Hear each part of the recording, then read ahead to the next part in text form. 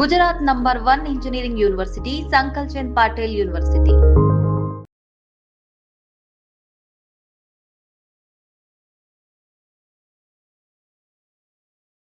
సనాతన ధర్మ పరిరక్షణ బాధ్యత. పుణ్యం 1% హస్బెండ్కి రాదు, 100% ఆవిడ దగ్గరే ఉంటుంది. స్త్రీ ఏదైనా పాపం చేసింది అనుకోండి, ఇది ఒక బంపర్ ఆఫర్ అనమాట, మన శాస్త్రాలు ఇచ్చింది. బాగుందా మీకు? చాలా మంది ఏదైనా మంచి జరిగింది,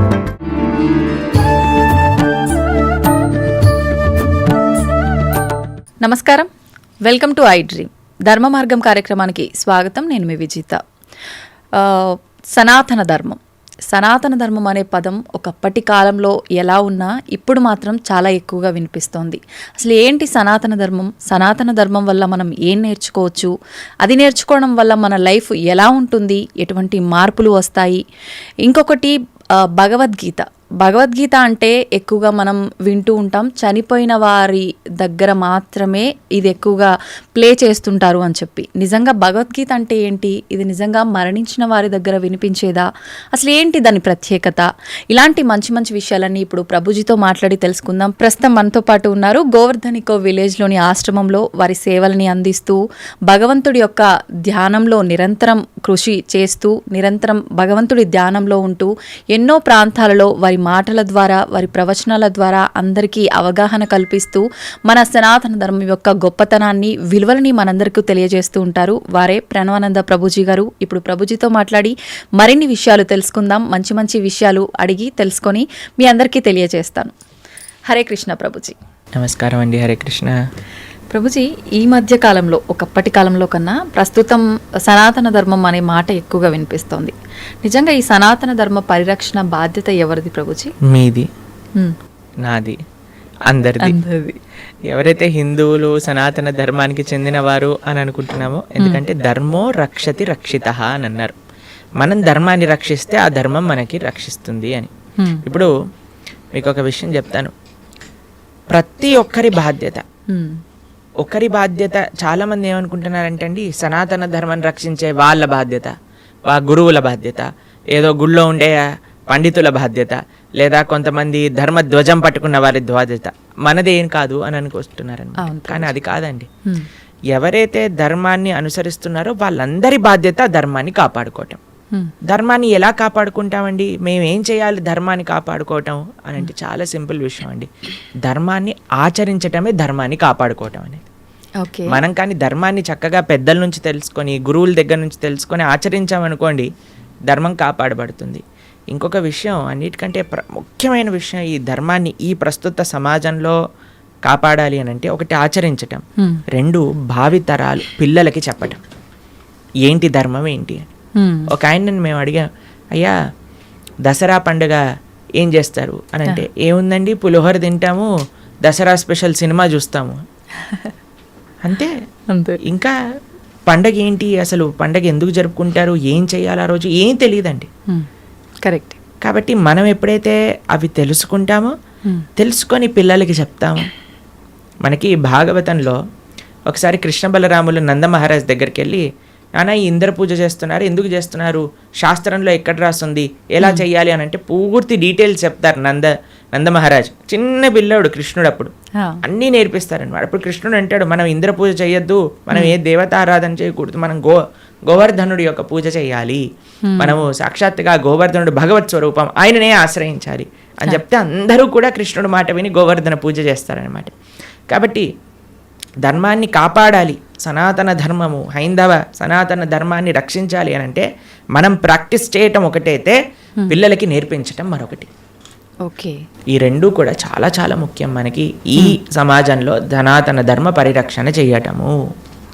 అయితే ప్రభుజీ, మనం ఇవి ఆచరించాలి అని అంటే తెలుసుకోవాలి, తెలుసుకున్నవి ఆచరణలో పెట్టాలి అని అంటే మనం నిత్యం, అంటే పొద్దున్న లేచిన దగ్గర నుంచి భగవంతుని స్మరణలో ఉండాలా? అసలు ఎవరిని స్మరించుకోవాలి, ఏ రకంగా స్టార్ట్ చేయాలి డే అని? చూడండి, ఒక రోజు మనకు వచ్చింది అంటే అది భగవంతుడి యొక్క కృప వల్లే కదండి. అవును, ఈ రోజు మనకి ఈ జన్మ వచ్చింది అని అంటే స్వామిని స్మరించాలి. హరి హరి హరి హరి అని అంటా మనం. హరి అష్టకము అని అంటాం అనమాట. హరినామస్మరణతో ప్రారంభం చేయాలి రోజు అని చెప్తారు. భగవంతుడికి, మన ఆచార్యులకి, గురువులకి అందరికీ ఒకసారి నమస్కారం చేసుకోవాలి. పృథ్వీని నమస్కరించాలి, ఎందుకంటే ఆవిడ మన జనని. కానీ ఆవిడ మనల్ని భరిస్తుంది కదండి. మనం ప్రతిరోజు అడుగు పెడుతూ ఉంటాం పృథ్వీ పైన, వివిధ రకములైన కృత్యములు చేస్తూ ఉంటాం అనమాట. కాబట్టి ఫస్ట్ లేవంగానే, ఎంతమందికి అలవాటు ఉందో లేదో తెలియదు కానీ ఫస్ట్ లేవంగానే భూమాతను స్మృశించాలి. శ్లోకములు ఉన్నాయండి, శ్లోకములు నేర్చుకోగలిగితే నేర్చుకోండి. కానీ ఆ భావన, అమ్మా నీ పైన అడుగు పెడుతున్నాను కదా, మమ్మల్ని క్షమించు, మమ్మల్ని రక్షించు అనే ఒక భావనతో మనము నేలని స్పృశించి నమస్కరించుకోగలిగితే అది చాలా అద్భుతమైన విషయం అనమాట. దాని తర్వాత మనం భగవంతుని స్మరించి పృథ్వీని స్పృశించి నమస్కరించుకొని మన గురువులకి, ఆచార్యులకి నమస్కారం చేసుకొని, మీకు ఒక విషయం చెప్తాను. అన్నిటికంటే ముందు 2 అక్షరాలతో ప్రారంభమయ్యేది రోజు పూర్వకాలంలో, హరి అని. ఇప్పుడు కూడా 2 అక్షరాలతో ప్రారంభం అవుతుంది, కాఫీ అని. కరెక్ట్. కాఫీ అనకుండా పక్కన పెట్టి హరి అనటంలో నిద్ర లేవాలి. ఓకే. నిద్ర లేచిన వెంటనే స్నానం ఆచరించాలి. మీకు ఆ విషయం తెలుసా అండి? స్నానం అనేది సనాతన ధర్మంలో చాలా ముఖ్యమైన విషయం. మనము చాలా మందికి అర్థం కాదండి. స్నానం లేకుండానే రోజును ప్రారంభం చేసేయటము, వంటింట్లోకి వెళ్ళిపోవటము, తర్వాత టిఫిన్ చేసేయటము, ఇలాంటివన్నీ చేస్తూ ఉంటారు. చాలా పెద్ద తప్పది. మనం ప్రొద్దున లేవంగానే భగవంతుని స్మరించుకొని ముందు చేయవలసింది స్నానము. స్నానంలో కూడా గంగే చ యమునే చైవ గోదావరి సరస్వతి నర్మదే సింధు కావేరి జలేస్మిన్ సన్నిధిం కురు, అన్ని నదులను కూడా గంగా జలమును, యమునా జలమును మనం స్మరించుకొని స్నానం ఆచరించాలి. మీకు ఇంకొక విషయం చెప్తాను, చాలామందికి తెలియని విషయం. మన ధర్మం మనకి చెప్తుంది, స్నానం ఆచరించేటప్పుడు వస్త్రం లేకుండా స్నానం ఆచరించకూడదు. మనము ఒక బట్ట కట్టుకొని స్నానం చేయాలి. అది ఆ నీటికి, ఆ దేవతకి మనం ఇచ్చే గౌరవం అన్నమాట. కాబట్టి స్నానం ఆచరించేటప్పుడు అపవిత్ర పవిత్రోవ సర్వావస్థాన్ గతోపివ యత్స్మరేత్ పుండరీకాక్షం సబాహ్యాభ్యంతర శుచి పుండరీకాక్ష పుండరీకాక్ష పుండరీకాక్షాయ నమః. శ్రీ విష్ణు శ్రీ విష్ణు శ్రీ విష్ణు భగవన్నామ. ప్రొద్దున లేచినప్పటి నుంచి భగవన్నా, స్నానం ఆచరించేటప్పుడు భగవన్నాం, భగవంతుడి ముందుకెళ్ళి భగవన్నా, రోజంతా భగవన్నాం. ఎంత మనము భగవంతుడి యొక్క నామంతో మనము కనెక్షన్లో ఉన్నామనుకోండి, అంత మనకి స్పిరిచువల్ ఎనర్జీతో మనం రీఛార్జ్ అయిపోతాం అనమాట. మనకు ఆ స్ట్రెంగ్త్ వస్తుంది. మన రోజులో ఉండే ఆ ఒడిదుడుకులు అన్నీ ఉంటాయి కదండి, వాటన్నిటిని ఎదుర్కొనే ఒక శక్తి మనకి భగవన్నామస్మరణతో వస్తుందన్నమాట. కాబట్టి ప్రొద్దున లేచాక హరినామస్మరణ, దాని తర్వాత చక్కగా మనం చేయవలసినది స్నానం, దాని తర్వాత భగవద్ ఆరాధన. ఇవి చేసేసుకున్నాం అనుకోండి, మనం ప్రొద్దున లేవంగానే ఫోన్కి ఛార్జింగ్ పెట్టేస్తాం కదా, అలా మన శరీరం ఛార్జ్ అయిపోతుంది ఇవి చేసేసుకున్న. దాని తర్వాత రోజులో ఉండే మన కార్యక్రమాలన్నీ కూడా మనం చేసుకుంటూ ఉండొచ్చు అనమాట. ఓకే. అయితే ప్రభుజీ, మనం ఆచరించే స్నానం ఎంతో ఇంపార్టెంట్ అని చెప్పి మీరు చెప్పారు.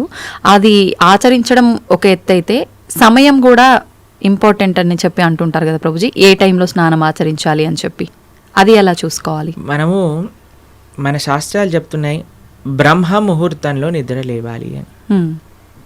అంటే సూర్యుడు వచ్చే ముందు.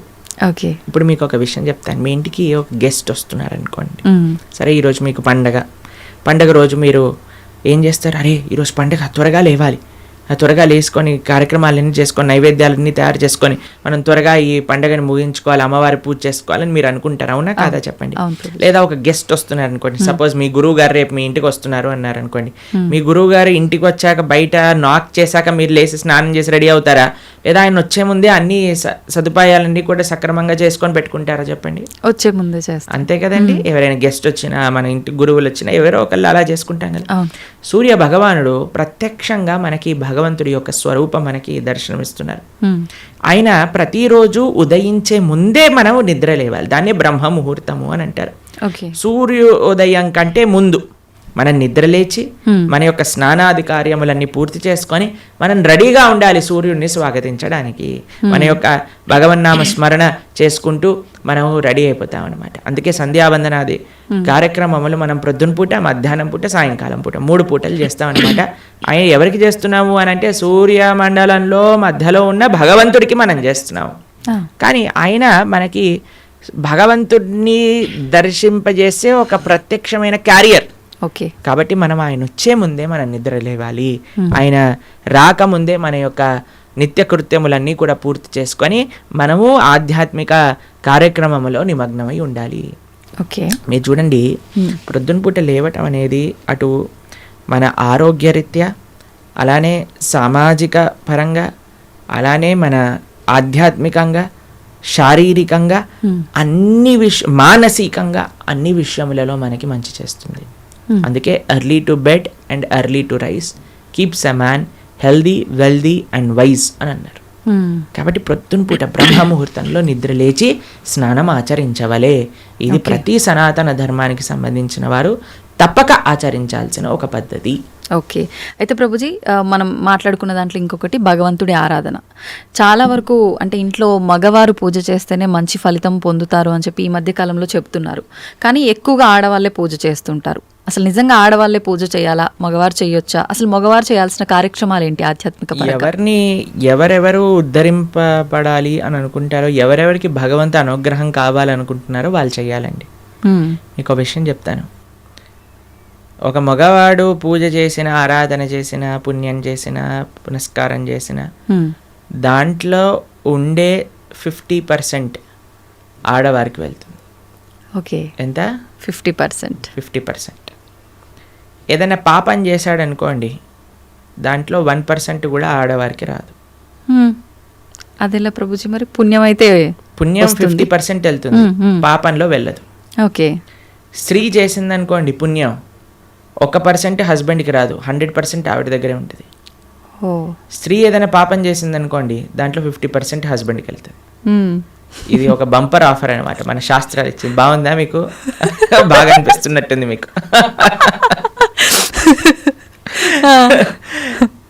శిల్ ప్రభుపాదుల వారు ఒక దగ్గర ప్రస్తావన చేస్తారు, everybody has to fly their own plane అంటారు. మనకి అంబరీష మహారాజు గారి వృత్తాంతంలో వస్తుంది. అయినా ప్రొద్దున లేవంగానే నిరంతరము కూడా భగవంతుడి యొక్క ఆరాధనలో, ఆయన చేతులన్నీ కూడా భగవంతుడి యొక్క పూజలో, పాదాలు భగవంతుడి యొక్క ఆలయ ప్రదక్షిణలో, మనసు భగవంతుని చింతించటం. సవై మన కృష్ణ పదార విందయో వాచాంసి వైకుంఠ గుణానువర్ణనే కరే హరేర్మందిరమార్జనాదిషు అని ఆయన యొక్క దినచర్య మొత్తం చెప్తారనమాట. ఇక్కడ వారి భార్య ఆరాధనకి నీళ్లు తెచ్చి తేవడానికి హెల్ప్ చేసినా సరే ఆయన అనేవారట, నా పూజ నేను చేసుకుంటాను, మళ్ళీ నీ పూజ నువ్వు చేసుకో. ఆయన అన్ని సదుపాయాలు సమకూర్చుకొని, ఎందుకంటే చూడండి భగవంతుడితో మనకుండే రిలేషన్షిప్ ఎక్స్ట్రీమ్లీ పర్సనల్ అండి. స్వామి మన తండ్రి, స్వామి మన తల్లి. ఇప్పుడు చూడండి మీకు ఒక విషయం చెప్తాను. మన ఇంట్లో ఎవరిదైనా పుట్టినరోజు ఉందనుకోండి, మనం ఏం చేస్తాం? ఒకసారి మాకు ఈ సంఘటన ఎదురైందనమాట. నేను మా తమ్ముడు కలిసి మా అమ్మగారికి గిఫ్ట్ ఇవ్వాలి అంటే, మా తమ్ముడు అన్నారు, నువ్వు నీ గిఫ్ట్ ఇవ్వు, నేను నా గిఫ్ట్ ఇస్తాను. ఎందుకంటే అమ్మకి నీ గిఫ్ట్ వేరే, నా గిఫ్ట్ వేరే. ఎందుకంటే మన ఇద్దరికి అమ్మ కదా, కాబట్టి అమ్మతో నాకుండే రిలేషన్షిప్ ఒకటి, మా తమ్ముడుకుండే రిలేషన్షిప్ ఒకటి, అంతేనా? అయితే మేమిద్దరం అనుకున్నాం, సరే నేను నాకు తోచింది, నాకు ఇష్టం ఉన్నట్టుగా నేను చాలా బాగా పెయింటింగ్ చేసేవాడిని అనమాట, డ్రాయింగ్ చేసేవాళ్ళం అనమాట. అయితే నేను ఇచ్చేస్తాను, నేను ఏదో ఒకటి స్కెచ్ చేసిస్తాను అంటే, మా తమ్ముడు అన్నాడు, నేను ఏదో ఒకటి తయారు చేస్తాను, ఏదో ఒక బొమ్మ లాంటిది ఏదో ఒకటి తయారు చేస్తాను, ఇస్తాము అని ఇద్దరం వేరు వేరు చేసి ఇచ్చామన్నమాట. అంటే ఎందుకు అని అంటే, మనకి మన ప్రేమను వ్యక్తపరచుకునే మార్గం ఒకటి, ఒక ఇంట్రెస్ట్, ఒక టాలెంట్, ఒక way of expressing hour love ఉంటుంది, అంతే కదా? అలానే భగవంతుడితో కూడా ఒక భర్త తన కర్తవ్యం, అరే నేను భగవంతుడి యొక్క మార్గంలో, నాకు భగవంతుడు అవసరము, అందరికీ భగవంతుడు అవసరమే కదండి. ఆయన అందరికీ తండ్రి, తల్లి, పిత, పరమాత్మ అందరికీ ఆయనే. కాబట్టి మనం ఎలా ఆలోచించాలి అని అంటే, ఒక హస్బెండ్ తన ఆరాధన తాను చేసుకోవాలి, ఒక వైఫ్ తన ఆరాధనలోకి సంబంధించిన విషయములని సమకూరుస్తుంది, వంట చేసిస్తుంది, పూలమాలలు కట్టిస్తుంది. దాని తర్వాత వారి హస్బెండ్ వెళ్ళిపోయాక వైఫ్ తన ఆరాధన తాను చేసుకుంటుంది, పిల్లలు వచ్చి దండం పెట్టుకుంటారు, ఏదో అమ్మ నాన్నలకి ఇద్దరికి హెల్ప్ చేస్తారు, అందరు కలిసి ఆరాధన ఒకటి ఉంటుంది, ఒక్కొక్కళ్ళు కలిపి ఆరాధన ఉంటుంది అనమాట. కాబట్టి ఏదో స్త్రీలు చేస్తే ఇల్లంతా బాగైపోతుంది అనే భ్రమలో నుంచి బయటపడండి. మీకు 1% పుణ్యం రాదు. కాబట్టి జాగ్రత్తగా మీ పూజ మీరు చేసుకోండి, మీరు బాగుపడాలి అని అనుకుంటే. కాబట్టి పురుషులు తప్పకుండా ఆరాధన చేయాలి. పురుషులు ఆరాధన చేస్తున్నారు కదండి, స్త్రీలు వదిలేయకూడదు. పురుషుడి ఆరాధన పురుషుడికి, స్త్రీ ఆరాధన స్త్రీ, పిల్లల ఆరాధన పిల్లలకి, అందరికి. ఇప్పుడు చూడండి, ఇంటి పెద్ద తింటే మిగతా వాళ్ళందరూ కడుపు నిండిపోతుందా? లేదు, ఎవరికి వాళ్ళు తినాల్సిందే అంతే కదండి. మీరు అంటారు కదా, అయ్యా మీరు తినండి, అయ్యా మేము పర్వాలేదు, మీరు తింటే మాకు తిన్నట్టే అని అంటారా? లేదా మీ హస్బెండ్ వచ్చి అమ్మ నువ్వు తినేసేయి, నాకేం పర్వాలేదు, నువ్వు తింటే నేను తిన్నట్టే అంటారా? కాదు కదా. ఎవరెవరికి శక్తి కావాలంటే వారు వారు భోజనం చేయాలి.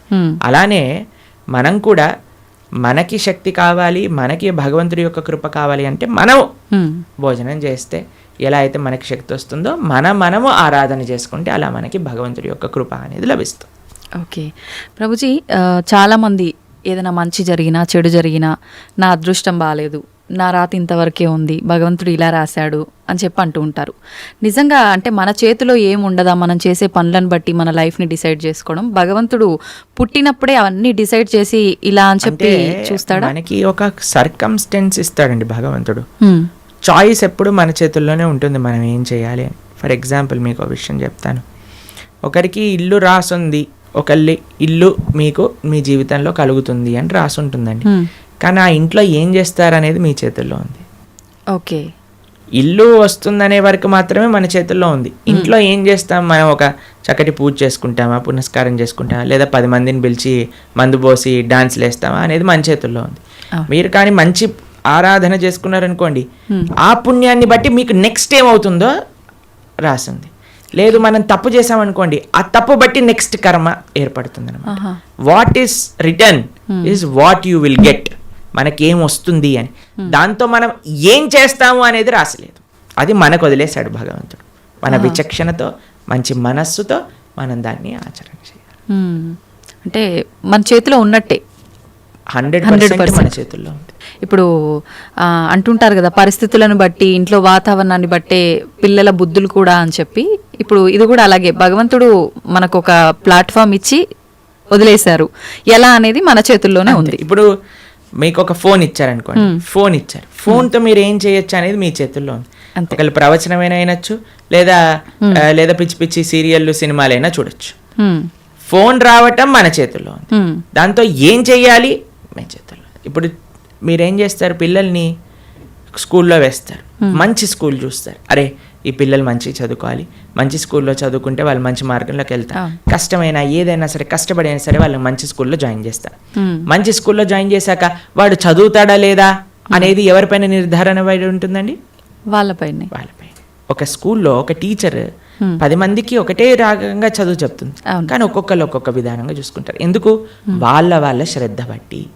ఓకే, అలానే మన జీవితంలో కూడా ఏమీ నీ దగ్గరకు వస్తుంది అనేది రాసి ఉంటుంది, దాన్ని ఎలా యూజ్ చేస్తావు అనేది నీ చేతుల్లో ఉంది. ఓకే ప్రభుజీ, అంటే దీని ఆధారంగా తీసుకుంటే అంతా మంచిగా ఎక్కువ డివోషనల్ సైడ్ ఉండి అన్ని మంచి పనులు చేసి న్యాయంగా ఉన్న వాళ్ళు కూడా చాలామంది ఇబ్బందులు పడుతున్న వాళ్ళని కూడా చూస్తున్నాం కదా, మరి భగవంతుడు అలాంటి వాళ్ళకి ఎందుకు సపోర్ట్ చేయడంటారు? మీకు ఒక విషయం చెప్తాను, చాలా జాగ్రత్తగా ఆలోచించవలసిన విషయం. నిజంగా ధార్మికంగా, నిజంగా ఆధ్యాత్మికంగా ఉంటే వాడెప్పుడు నాకు ఇబ్బంది వచ్చిందని అన్నాడు. మీకు విషయం చెప్తాను. మా అమ్మమ్మ ఆవిడ పెద్దజీయర్ స్వామి వారి యొక్క శిష్యులు అనమాట. అయితే చాలా వృద్ధురాలు, 85 years దాటిపోయి ఉంటుంది. నడిచేటప్పుడు ఇలా వంగిపోయి నడుస్తారనమాట, మొత్తం ఇలా కిందికే చూస్తారు ఆల్మోస్ట్గా. చాలా ఆరోగ్యం అస్సలు బాగుండదు అనమాట. అయితే మాకు ఒకసారి ఫోన్ చేశారు. ఫోన్ చేశాక ఆవిడ రోజు ఒక 6-7 గంటలు భగవన్నామ స్మరణ చేస్తారు. విష్ణు సహస్రనామం రోజు 2 పూటలు చదువుకుంటారు, గీతా పారాయణ చేస్తారు, అన్నీ చేస్తారు. ఒకసారి నాకు ఫోన్ చేశారు, ఆ అమ్మమ్మ యొక్క ఆరోగ్యం అస్సలు బాగాలేదు, ఫోన్ చేసి ఆవిడ యొక్క ఆరోగ్యం బాగా అవ్వాలి, భగవంతుడికి ప్రార్థన చేస్తున్నానని చెప్పు అని అన్నారనమాట. అస్సలు అంటే అస్సలు బాగాలేదండి ఆరోగ్యం. అప్పుడు మేము ఫోన్ చేసాం, ఫోన్ చేసి మీకోసం ప్రార్థన చేస్తామండి, మీ ఆరోగ్యం బాగా అవ్వాలి అని అంటే ఆవిడ అన్నారు, ఆరోగ్యం కోసం ప్రార్థన చేయాల్సిన అవసరం లేదు, ఈ ఆరోగ్యంలో తక్కువ ఎక్కువ అవుతూనే ఉంటుంది, నేను భగవంతుని ఎల్లప్పుడూ గుర్తుపెట్టుకోవాలి, మా ఆచార్యులు చెప్పిన విషయాలన్నీ మాకు గుర్తుండాలి, చనిపోయే చిట్ట చివరి క్షణంలో ఆ స్వామి యొక్క ఆ స్మరణ నాకు రావాలి అని దండం పెట్టుకో, ఆరోగ్యం గురించి దండం పెట్టుకోవాల్సిన అవసరం లేదు అని చెప్పి. నిజంగా ధార్మికమైన చింతన ఎవరికైనా ఉందనుకోండి, వారు ఎప్పుడూ కూడా నాకు వచ్చే కష్టం అని అనుకోరండి. వచ్చే ఒకటే కష్టం ఏంటో తెలుసా అండి, భగవంతుడిని విస్మరించటమే నిజమైన కష్టం జీవుడికి.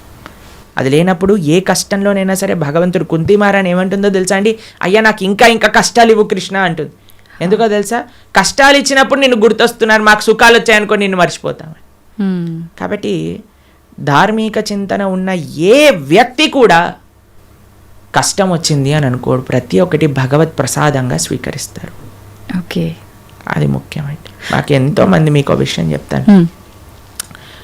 శ్రీల కదంబకానన స్వామి అని మా ఇస్కాన్లో ఒక స్వామీజీ ఉంటారనమాట.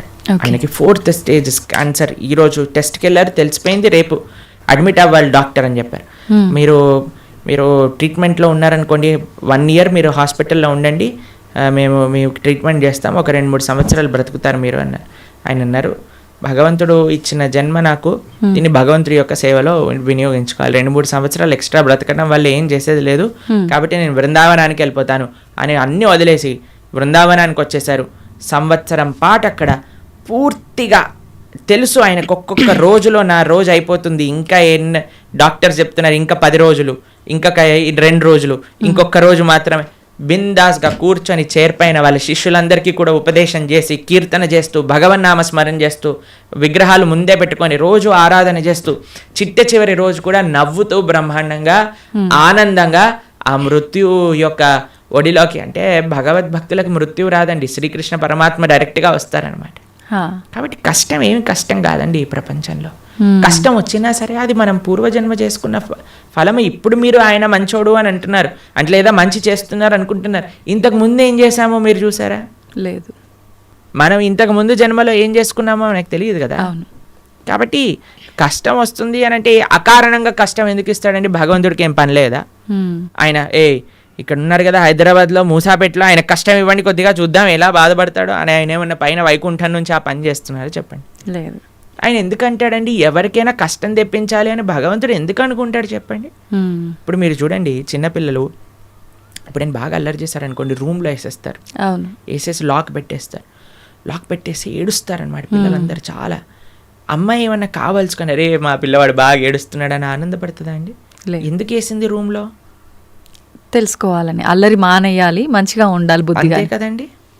అమ్మ ఒక కొట్టినా, ఒక మాట అన్నదా, తిట్టినా, రూమ్లో వేసినా, దేనికైనా సరే ఒక పనిష్మెంట్ ఎందుకు వస్తుంది? ఎందుకంటే మారి మంచి విషయములు తెలుసుకొని ముందుకెళ్తారేమో. భగవంతుడు కూడా మనకి ఏదన్నా ఇచ్చాడు అని అంటే, ఒక కష్టం ఇచ్చాడు అని అంటే, ఆ కష్టం నుంచి ఏం నేర్చుకోవాలి? Failures are stepping stones for success అని అంటారు. ఒక నష్టం జరిగినా, ఒక ఏదైనా సరే, అరే మనం ఇంకా ఇంకా ఇంకా భగవన్ నామస్మరణ ఎలా చేసుకోవాలి, భగవంతుడికి దగ్గరికి ఎలా అవ్వాలి. ఇప్పుడు మీకు ఒక విషయం చెప్తానండి. బృందావనంలో లాస్ట్ ఇయర్ మేము ఆ వీడియో చూస్తున్నాం అనమాట. యమునా నది మొత్తం పొంగిపోయి బృందావనం మొత్తం కూడా మునిగిపోయిందనమాట. అందరు షాపులలోకి, ఇంట్లలోకి, అన్నిట్లోకి నీళ్ళు వచ్చేసాయి మొత్తం కూడా. అయితే ఇంటర్వ్యూ చేసే వాళ్ళు వెళ్తున్నారనమాట. వెళ్తూ టీవీ ఛానల్లో వాళ్ళు ఏమనిపిస్తుందండి మీకు, ఏమనిపిస్తుందండి అంటే, ఓ బహుత్ మజా ఆ రహా హై, యమునా మహారాణి హమారే ఘర్ మే ఆ గయి హై అని ఆరతులు ఇస్తున్నారనమాట. వాళ్ళకి ఏమనిపించట్లేదు, వాళ్ళ సామాన్లు కొట్టుకుపోయాయి, వాళ్ళ షాప్ పాడైపోయిందని. యమునా మహారాణి హమారే ఘర్ పధార్ రహీ హై, యమునా మహారాణి హమారే షాప్ మే ఆ గయి హై, అందరు కీర్తన పెట్టుకొని డాన్స్ వేస్తున్నారు అనమాట. చూడండి, అదే మన ఇంట్లో నీళ్ళు వచ్చాయనుకోండి, ఈ గవర్నమెంట్ గలీజ్ది, ఇది ఇట్లా అయిపోయింది, అది అలా అయిపోయింది అని మనం ఏడుస్తూ ఉంటాం. చూసే విధానం అండి జీవితంలో. ఒకటి కష్టం వచ్చినా, నష్టం వచ్చినా భగవత్ ప్రసాదంగా ఉన్నాం అనుకోండి, ఏం పెద్ద కష్టం లేదు. కానీ పరమాత్మ ఎవరికి కష్టం ఇవ్వాలి అని అనుకోరు. మన యొక్క పూర్వజన్మ ఫలితం మనకు ఒక విధంగా వచ్చింది అనుకోండి, దాన్ని స్వీకరించాలి. తండ్రి ఐ యాక్సెప్ట్ అని ముందుకెళ్ళాలి. ఓకే ప్రభుజీ, ఇప్పుడు మీరు చెప్పినట్టుగా అమ్మమ్మ గారి విషయం అయితే కానీ, గురువు గారి విషయం ఒకటి చెప్పారు, అదైతే ఏంటి, ఇప్పుడు యమునా నది గురించి చెప్పింది. ఇంత ప్రశాంతంగా కష్టం వచ్చినా ఇది కష్టం కాదు, అది కూడా భగవంతుడి కృపే, ఆయన అనుగ్రహమే అని చెప్పి దాన్ని సుఖంగా భావించాలి అని అంటే నిజంగా అసలు అంత ఈజీగా ఎలా సాధ్యపడుతుంది? ఈ కుటుంబ జీవనంలో ఉన్న వాళ్ళకి ఇదంతా ఎంత ఆధ్యాత్మికంగా ఉన్నా సాధ్యపడుతుంది అంటారా? చెప్పిన వాళ్ళందరూ కుటుంబ జీవితం ఉన్నారు, కానీ ఎక్కడో కొంతమంది, అందరికీ అలా సాధ్యపడాలంటే చాలా ఈజీ అండి. భగవంతుడి పైన నమ్మకం ఉండాలి, అంతే, ఇంకేం అవసరం లేదు. ఇప్పుడు మీకు ఒక విషయం చెప్తానండి. మీ డాటర్స్ ఉన్నారు, మీ డాటర్స్కి మా అమ్మ నాన్న నాకు చేసింది మంచి అని అనుకుంటే మీరు ఏమన్నా సరే వాళ్ళు యాక్సెప్ట్ చేస్తారు, మీ మాట వింటారు. వాళ్ళు అనుకున్నారనుకోండి, మా అమ్మకి ఏం తెలుసు నా గురించి, నాకు బాగా తెలుసు, నాకు ఏది మంచో ఏది చెడు అని అంటే మీరు ఏమంటారండి మీ పిల్లల్ని చూసి? రే ఇంత చిన్న పిల్లలు రా, మీకేం తెలుసు మంచి చెడు అంటే ఏంటో, అదే అనుకుంటాం కదా. కాబట్టి మనకి ఎలా తెలుస్తుందండి మంచి అంటే చెడు అంటే ఏంటి అని? అరే భగవంతుడి పైన, అరే భగవంతుడికి తెలియదు ఉంటుందా చెప్పండి? లేదు. స్వామి మనల్ని సృష్టించిన వ్యక్తి, ఆయనకి తెలియదా అండి మనకి మంచి ఏది చెడేది అని? ఆయన పైన నమ్మకం ఉండాలి అంతే. స్వామి మారోబి రాకోబి, నువ్వేం చేసినా నాకు మంచి చేస్తావు, నమస్కారం అనండి, అంతే. ఇంకా ఏం జరిగినా సరే మనం దాన్ని తీసుకోగలము. ఆ భక్తి, ఆ శరణాగతి భగవంతుడి పైన ఉండాలంతే. ఓకే ప్రభుజీ, మన హిందూ ధర్మం విషయానికి వస్తే కొన్ని కోట్ల దేవతలు రకరకాల రూపాలుగా ఆరాధిస్తారు. ఎందుకని? భగవంతుడు ఒక్కడే కదా, ఇన్ని రూపాలుగా ఎందుకు ఆరాధించాలంటారు? భగవంతుడు ఎన్నో రూపాల్లో లేడండి, భగవంతుడు ఒక్కడే. గోవిందం ఆది పురుషం తమహం భజామి. ఆ స్వామి ఇప్పుడు చూడండి, మన కంట్రీ తీసుకున్నాం అనుకోండి, ఒక ప్రైమ్ మినిస్టర్ ఉంటాడు. ఆ ప్రైమ్ మినిస్టర్ యొక్క క్యాబినెట్లో మిగతా మంత్రులు ఉంటారనమాట. ఆ మంత్రుల యొక్క ఆఫీస్లో చాలా మంది పనిచేస్తూ ఉంటారు. ఇదంతా కలిపి మనం ఒక గవర్నమెంట్ అంటాం, అంతేనా? అలానే భగవంతుడు ఒక్కడే ఉంటాడు, ప్రైమ్ మినిస్టర్ ఒక్కడే ఉన్నట్టుగా భగవంతుడు ఒక్కడే ఉంటాడు. ఆయన యొక్క మినిస్ట్రీలో చాలా మంది మంత్రులు ఉంటారనమాట. ఒకడు వాటర్ డిపార్ట్మెంట్ వరుణుడు చూసుకుంటాడు, ఆ తర్వాత హోమ్ మినిస్ట్రీ ఇంద్రుడు చూసుకుంటాడు, లేదా మెయింటెనెన్స్ ఒక డిపార్ట్మెంట్, డిస్ట్రక్షన్ ఒక డిపార్ట్మెంట్, ఫైర్ ఒక డిపార్ట్మెంట్, ట్రెజరీ, ఫైనాన్స్ ఒక డిపార్ట్మెంట్. అట్లా ఒక్కొక్క దేవత దగ్గర ఒక్కొక్క డిపార్ట్మెంట్ ఉంది. దాని కింద చాలా మంది పనిచేస్తూ ఉంటారు. కానీ స్వామి ఏం చేస్తుంటారు? స్వామి ఇవన్నీ పట్టించుకోడండి పెద్దగా. స్వామి యొక్క పాదాలకు ఉండే ఒక ధూళి యొక్క కణం యొక్క కాంతి ఈ ప్రపంచాన్ని మొత్తం నడిపించేది, అంత శక్తి భగవంతుడి దగ్గర ఉంది. భగవంతుడు ఏం చేస్తాడు? కేవలం తన భక్తులతో తాను లీలలు చేస్తూ ఉంటారనమాట. తన భక్తుల యొక్క ప్రేమను ఆస్వాదన చేస్తూ ఉంటారు. స్వామి పెద్దగా సృష్టి చేసి పద ఈరోజు భూమిని సృష్టి చేద్దాం, పద ఇక్కడ ఇది చేద్దాం అది చేద్దాం, ఆయన ఏం పట్టించుకోడు. ఆయన తన భక్తులు ఎక్కడెక్కడ ఎత్ర గాయంతి మద్భక్త తత్ర తిష్టామి నారద, తన భక్తులు రక్షించుకోవడానికి, తన భక్తుల్ని కాపాడుకోవడానికి, తన భక్తుల యొక్క ప్రేమను స్వీకరించడానికి స్వామి చేస్తుంటారు. మిగతావన్నీ ఆయన సిస్టమ్, ఒక సిస్టమ్ పెట్టేశారనుకోండి, ఆ సిస్టమ్ నడుస్తూనే ఉంటుంది. అలా భగవంతుడి యొక్క మినిస్ట్రీలో ఎంతో మంది దేవతలు ఉన్నారు. ఆ దేవత ఆ పని చేస్తూ ఉంటుంది. భగవంతుడు ఒక్కడే, దేవతలు చాలా మంది. దేవతలందరూ కూడా భగవంతుడి కింద ఆయన యొక్క సేవ చేస్తూ ఉన్నారనమాట. అది విశేషం. ప్రభుజీ, పుట్టుక చావు ఈ రెండు సృష్టి ధర్మం అందరికీ తెలిసిన విషయమే. పుట్టినప్పుడు ఎంతైతే సంతోషపడతామో మరణం సంభవిస్తుంది అని తెలిసినప్పుడు అంతే ఎక్కువగా బాధపడతాం. అయితే కొంతమందికి ఇందాక మీరు చెప్పినట్టుగా ముందే డాక్టర్లు డిసైడ్ చేస్తారు ఇన్ని రోజుల కంటే ఎక్కువ బ్రతకరని. అలాంటి సందర్భాల్లో కూడా అసలు వాళ్ళు ఆ న్యూస్తో ఎక్కువ ఇబ్బంది పడి తొందరగా పోయే వాళ్ళు కూడా ఉన్నారు. అసలు వీటన్నిటి గురించి భగవద్గీతలో ఏం చెప్తారు? ఎవరికైతే తన పైన కాన్ఫిడెన్స్ లేదో వాడు భయపడాల్సిందే కదండి. మనం చేసిన పాపాలు, మనకుండే అనుబంధాలు ఎక్కువ ఉన్నాయనుకోండి, ఆ జీవుడు చాలా కష్టపడతాడు పోవడానికి. ఇప్పుడు అందరికీ భయం ఏంటండి? చావే కదా భయం. రోగం రాకూడదు, తర్వాత ముసలి వాళ్ళు అవ్వకూడదు, అందుకే కదా ఎక్కడొచ్చిన వైట్ హెయిర్ వచ్చేసినా పెయింట్ వేసేస్తాము. దాని తర్వాత మిగతా అన్ని మేకప్ డిపార్ట్మెంట్లు ఇవన్నీ ఎందుకు ఇంత ఫ్లరిష్ అవుతున్నాయంటే జనాలకి ఒకటే ముసలితనం వద్దు, రోగం వద్దు, చావద్దు. ఈ మూడింటిని తప్పించుకోలేము. ఇదే జీవితం అంటే. ఎంత మనం కవర్ వేసినా, ఎంత మనం ఏది చేసినా సరే మన యొక్క ఆ వయస్సు ముందుకు వెళ్ళిపోతూనే ఉంటుందండి. మనకి రోగగ్రస్తుని అవ్వాల్సిందే. కోటీశ్వరుడికి కరోనా రాదు, లేదండి మేము జస్ట్ మిడిల్ క్లాస్కి వస్తామంటుందా? అది ఎవరికైనా వస్తుంది, కంపల్సరీ బాధపడాల్సిందే. అందుకే ఈ ప్రపంచం అంటారు, ఈ ప్రపంచంలో అన్నిటినీ అడ్జస్ట్ చేయడానికి చూడకు అని అంటారు. జన్మ మృత్యు జరా వ్యాధి దుఃఖ దోషాను దర్శనం. ఈ దుఃఖములు అనేవి ప్రతి ఒక్కరికి ఈ ప్రపంచంలో ఉంటాయి. మనం ఆలోచించవలసింది ఏంటి అని అంటే, అరే ఈ దుఃఖాలే రాకుండా దీన్ని ఆపాలని ప్రయత్నం చేయక ఇది వస్తూనే ఉంటాయి, కానీ దీనికి పర్మనెంట్ సొల్యూషన్ ఏమిటి? ఇప్పుడు మీకు ఒక విషయం చెప్తాను. కొన్నిసార్లు శరీరం పైన పుండ్లు వస్తాయి, బాయిల్స్ అని అంటారు. వాటికి ఒక టెంపరీ ట్రీట్మెంట్ ఏంటి, డాక్టర్ దగ్గరికి వెళ్ళాను అనుకోండి, అది కట్ చేసేస్తారు. ఆ ప్రదేశంలో ఇలా ఒక ఆయింట్మెంట్ రాసేసి కట్టేసేస్తారు అనమాట. ఇక్కడ పోతుంది ఇక్కడ వస్తుంది, ఇక్కడ పోతుంది ఇక్కడ వస్తుంది, ఇక్కడ పోతుంది ఇక్కడ వస్తుంది, ఇక్కడ పోతుంది ఇక్కడ వస్తుంది. అది ప్రతిసారి వచ్చినప్పుడల్లా కట్ చేసేసుకొని ఆయింట్మెంట్ రాసేసుకొని పూసేసుకోవటం ఇదొకటి. లేదు ఇంకొద్దిగా డీప్గా వెళ్ళామనుకోండి, అసలు ఎందుకు ఇది వస్తుంది ఇన్ఫెక్షన్ అని అంటే బ్లడ్లో ఇంప్యూరిటీస్ ఉన్నాయి. సరే let me cleanse my blood, ఆ రక్తాన్ని క్లెన్స్ చేద్దాం అని ఆ క్లెన్జింగ్ ప్రాసెస్తో ఉన్నారనుకోండి, పర్మనెంట్గా అసలు బాయిల్సే రావు కదా. అవును, మనం ఏం చేస్తున్నాం, మరమ్మత్తు చేస్తున్నాం, చిన్న చిన్న మరమ్మతులు చేస్తున్నాం అనమాట. పుండెని ఊదుతున్నాం మనం. అరే పుండే రాకుండా చూసుకో అని ఆధ్యాత్మిక మార్గం చెప్తుంది. కాబట్టి మనం ఏం చేయాలి, ఆ బ్రహ్మభువనాలోక పునర్ ఆవృత్తినో అర్జున మాముపేత్యతు కౌంతయ్య పునర్జన్మ నవిద్యతే. భగవంతుణ్ణి ఆశ్రయించాలి. భగవంతుణ్ణి చేరుకున్న వాడికి ఎప్పుడు మళ్ళీ ఇలాంటి కష్టములు రావు. అందుకే జన్మ మృత్యు ఇవన్నీ కృష్ణుడు భగవద్గీతలు చెప్పారు. పుట్టిన ప్రతివాడు చావక తప్పదు, చచ్చిన ప్రతివాడు పుట్టక తప్పదు. ఎప్పటి వరకు? భగవంతుడి దగ్గరికి వెళ్ళనంత వరకు.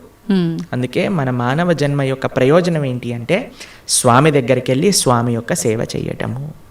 ఓకే ప్రభుజీ, భగవద్గీత అంటే ఇప్పుడు చాలా వరకు చనిపోయిన వాళ్ళు దగ్గర మాత్రమే వినిపిస్తోంది.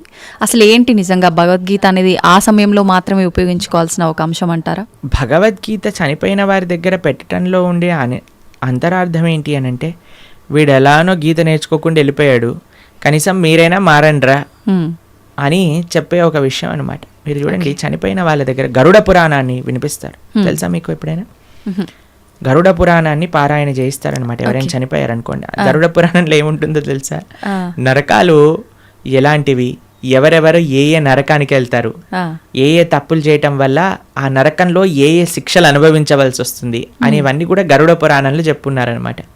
ఎందుకు చెప్తారు చనిపోయిన వాళ్ళ దగ్గర అంటే, మిగతా వాళ్ళైనా కనీసం ఇప్పుడు చూడండి, ఎక్కడికి రాకపోయినా వచ్చినా సరే చనిపోయారు అనేసరికి మొత్తం ఇంటిల్లిపాది ఒక దగ్గరకు వస్తుంది.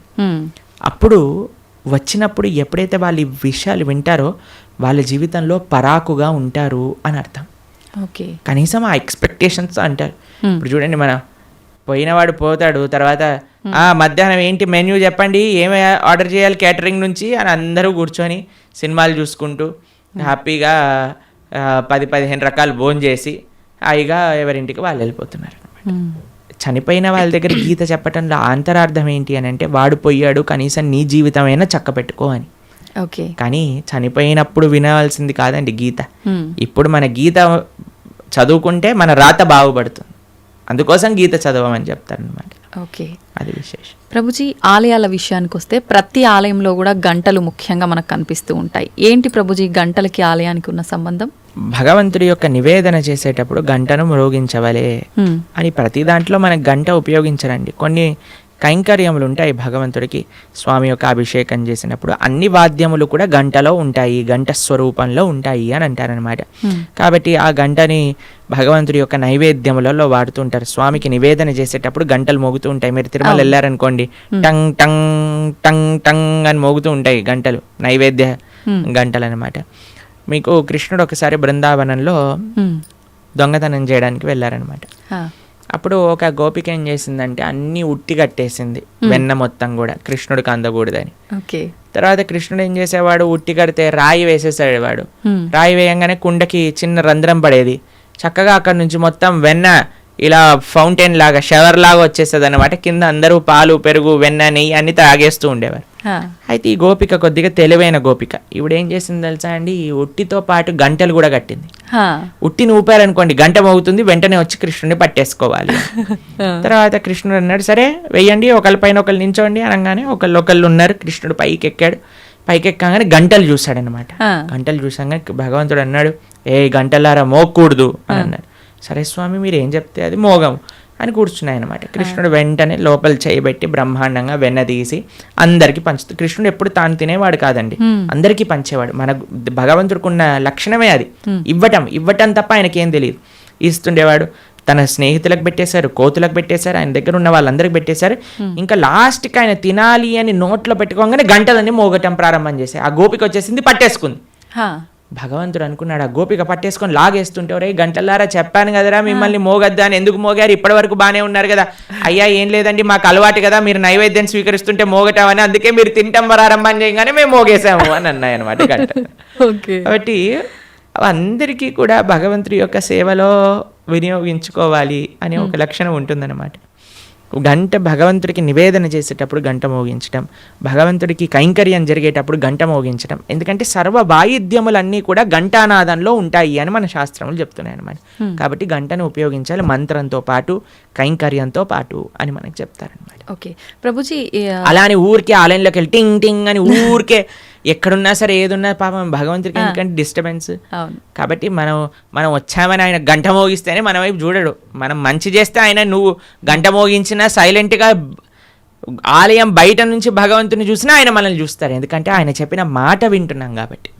ఏం మాట వినకుండా టంగ్ టంగ్ సినిమాలలో గా రక్తం గారేటట్టుగా గంటలు కొట్టి మనం కింద బేవోష్ అయిపోవాల్సిన అవసరం ఏం లేదు. భగవంతుడి యొక్క అటెన్షన్ కావాలి అనుకుంటే మనం స్వామి యొక్క మాటలు, గీత, భాగవత, రామాయణాదులు మనం విని మనం దాని జీవితంలో ఆచరిస్తున్నాము అని అంటే స్వామి వెయిట్ చేస్తూ ఉంటారు. శ్రీల భక్తి సిద్ధాంత సరస్వతి ఠాకూర్ అని మా ఆచార్యులు ఆయన చెప్తారనమాట, don't try to see Krishna, serve Krishna in such a way that Krishna would want to see you అని అంటారు. ఆయన ఏమంటారంటే దేవుణ్ణి చూడాలి చూడాలి అని పరితపించకు, భగవంతుడి యొక్క సేవ ఎలా చెయ్యి అని అంటే భగవంతుడే నిన్ను చూడాలి అని అనుకోవాలి, అట్లా సేవ చేయటం నేర్చుకో అని అంటారనమాట వారు. కాబట్టి ఆ విధంగా మనం ఉండేటట్టుగా ప్రయత్నం చేసుకోవాలి. గంట ఆడవాళ్ళు కొట్టకూడదు పూజా సమయంలో హారతి ఇచ్చేటప్పుడు, కానీ పక్కన మగవాళ్ళు గంట కొట్టాలి, ఆడవాళ్ళు హారతి ఇవ్వాలని వింటూ ఉంటాం. నిజంగా గంట ఆడవాళ్ళు కొట్టకూడదు అంటారు? అలాంటివి ఏం లేదండి, భగవంతుడి యొక్క సేవలో అందరు సమానమే. ఇంకొకటి సేవ అన్నారు. భగవంతుడికి భక్తితో మనం చేసే పనులు ఇష్టపడతాడా, లేదంటే సేవ చేస్తే ఎక్కువగా అనుగ్రహిస్తాడంటారా? భక్తితో సేవ చేస్తే ఇష్టపడతారు. పూజల కన్నా సేవని ఎక్కువగా ఇష్టపడతారా? సేవ అంటే భగవంతుడికి చేసే ఆరాధన కూడా సేవనే. శ్రీ విగ్రహ సేవ అని అంటాం. భగవంతుడికి నైవేద్యం సమర్పణ చేయటం సేవనే, లేదా గోవులకి సేవ చేయటం సేవనే, 10 మందికి భగవత్ ప్రసాదాన్ని నివేదన చేయటం సేవనే, 10 మందికి భగవంతుడికి సంబంధించిన విషయములు చెప్పటం సేవనే, ఆలయానికి వెళ్ళటం సేవనే. కాబట్టి భగవంతుడి యొక్క భక్తులకి సేవ చేయటం సేవనే. ఎన్నో రకాల సేవలు ఉన్నాయండి. స్వామి యొక్క ఆరాధన సేవాభావనతో ఏమి సేవ అంటే ఏంటో తెలుసా అండి? ఇప్పుడు ఏదైనా అపేక్షించామనుకోండి అది బిజినెస్ అవుతుంది, సేవ అవ్వదు. తండ్రి నేను ఈ పూజ చేస్తాను, నువ్వు నాకు అది ఇవ్వు, సేవ కాదు, అది బిజినెస్. బిజినెస్ ట్రాన్సాక్షన్ మాత్రమే. సేవ అంటే నాకేం వద్దు తండ్రి, నేను నీకు చేస్తా, అది సేవ. భగవంతుడికి సేవ కావాలి, ఈ బిజినెస్ వద్దు భగవంతుడు. ప్రభుజీ, చాలామంది పూజా కార్యక్రమాలు ఇలాంటి వాటికి దూరంగా ఉంటారు, కానీ అప్పుడప్పుడు పెద్ద పెద్ద క్షేత్రాలకి, ఆలయాలకు వెళ్ళి భగవంతుడి ఆలయంలో క్లీనింగ్ ఇలాంటి కార్యక్రమాల్లో ఎక్కువగా పాల్గొంటుంటారు. అందువల్ల కూడా ఫలితం ఉంటుందంటారా వాళ్ళకి? భగవంతుడికి సంబంధించింది ఏ చేసినా ఫలితం ఉంటుందండి, కానీ కన్సిస్టెంట్గా చేయటం వల్ల అది మనకి. ఇప్పుడు చూడండి, ఒక వ్యక్తి అన్నారు అనుకోండి, సంవత్సరంలో 3 సార్లు యోగా చేస్తానండి, దానివల్ల ఏమవుతుందండి? పెద్ద రిజల్ట్ ఏమి ఉండదు కదా. అంతే కదా. కాబట్టి మనము సంవత్సరంలో 3 సార్లు పండగలు వచ్చినప్పుడు మేము ధార్మికం అయిపోతాం, అలా కాదండి. కాన్స్టెంట్గా వాకింగ్ చేశారనుకోండి దాని ఫలితం ఉంటుంది, కాన్స్టెంట్గా యోగా చేశారనుకోండి దాని ఫలితం ఉంటుంది, కాన్స్టెంట్గా భగవన్ నామస్మరణ చేయాలి, కాన్స్టెంట్గా భగవంతుడి యొక్క సేవ చేసుకోవాలి, అప్పుడు మనకి ఫలితం ఉంటుంది అనమాట. అందుకే అహైతుకి అప్రతిహత అని అన్నారు. అహైతుకి భక్తి, అప్రతిహత భక్తి అని అంటే ఏమీ అపేక్ష లేని, భగవంతుడి నుంచి ఏమి అపేక్షించకుండా కన్సిస్టెంట్గా చేసినప్పుడే భక్తి అవుతుంది. అది ముఖ్యం. హరే కృష్ణ. చాలా చక్కగా తెలియజేశారు ప్రభుజీ. ప్రతిసారి కూడా అంటే మా అందరిలో ఉన్న సందేహాలను నివృత్తి చేస్తూనే ఉంటారు. మళ్ళీ మరొక మంచి ఎపిసోడ్లో మంచి టాపిక్స్తో కలవాలని కోరుకుంటున్నాను ప్రభుజీ. ధన్యవాదాలు. హరే కృష్ణ మాతాజీ.